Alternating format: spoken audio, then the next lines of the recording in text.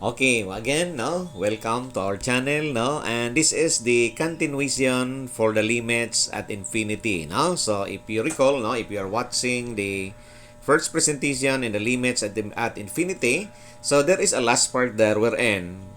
So it is indicated there in number 6 and 7, no. So next video, please, no. Okay, this is now the next video to complete the solution for the last two numbers, no. Okay.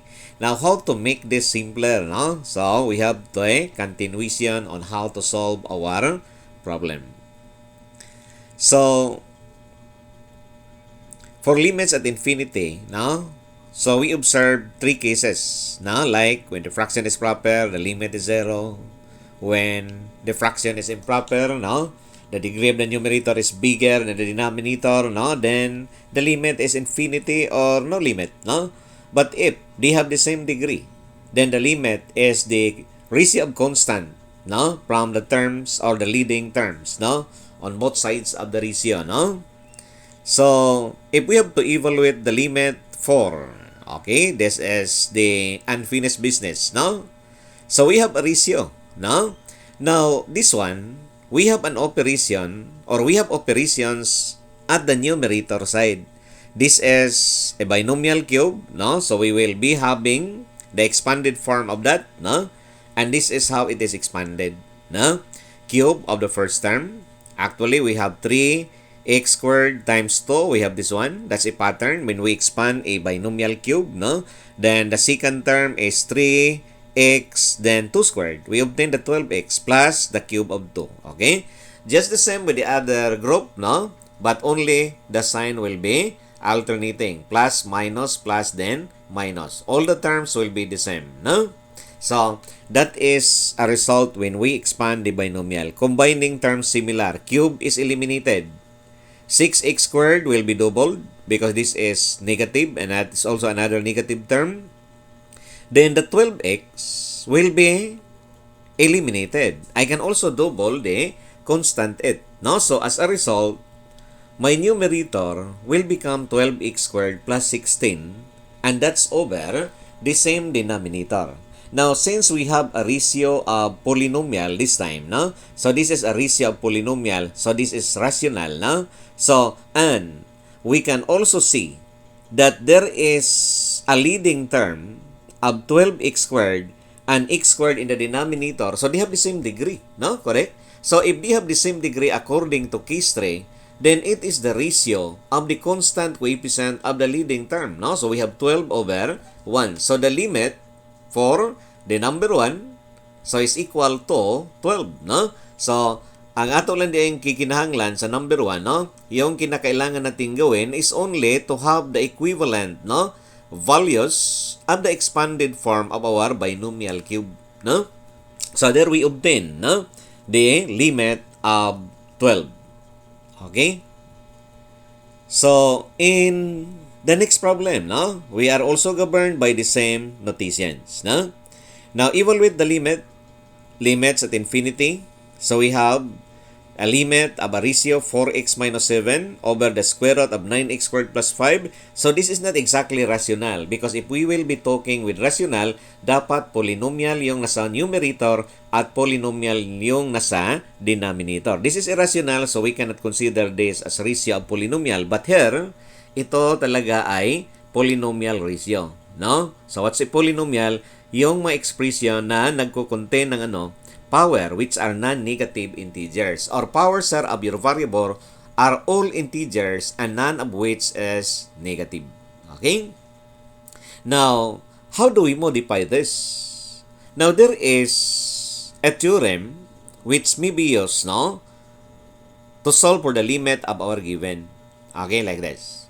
We can take the limit of the introt of the same function of the function f of x.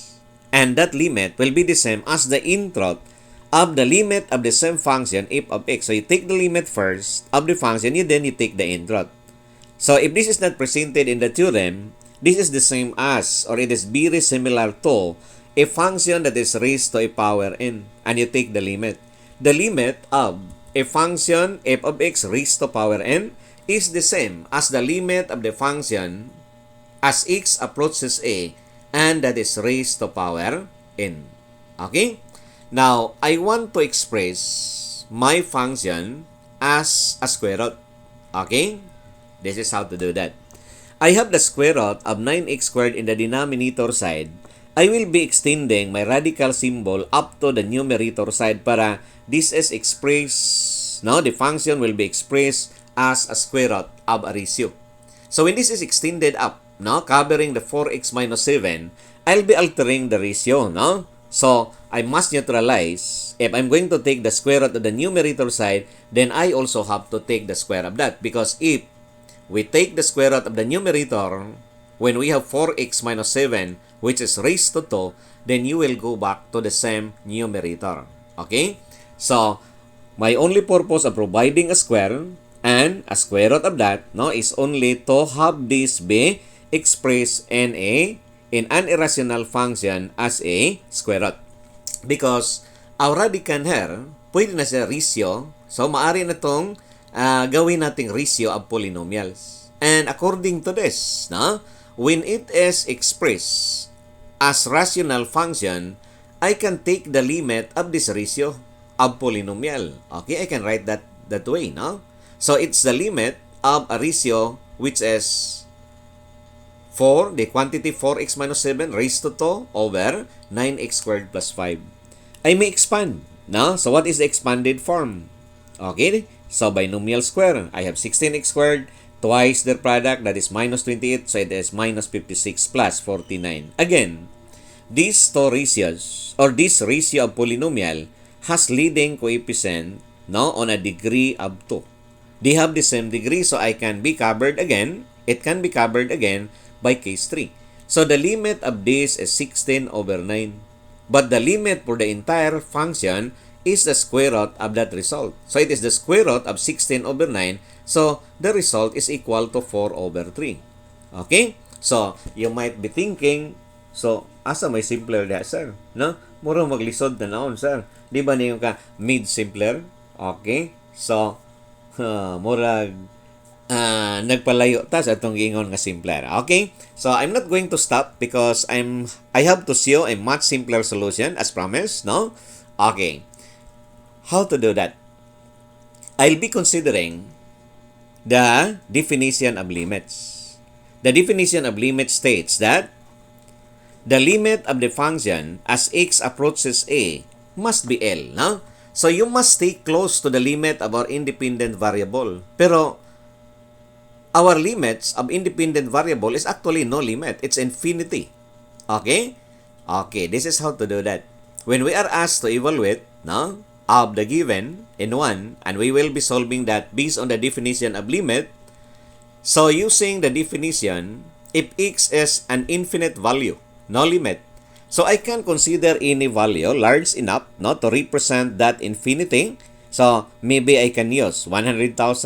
If for you, 1,000 is large enough, so you can use 1,000. Here, I'm using 100,000 as the value of my x. I substitute that to the function. So, I may have 100,000 plus 2, then cube, no? So, you can substitute to the function.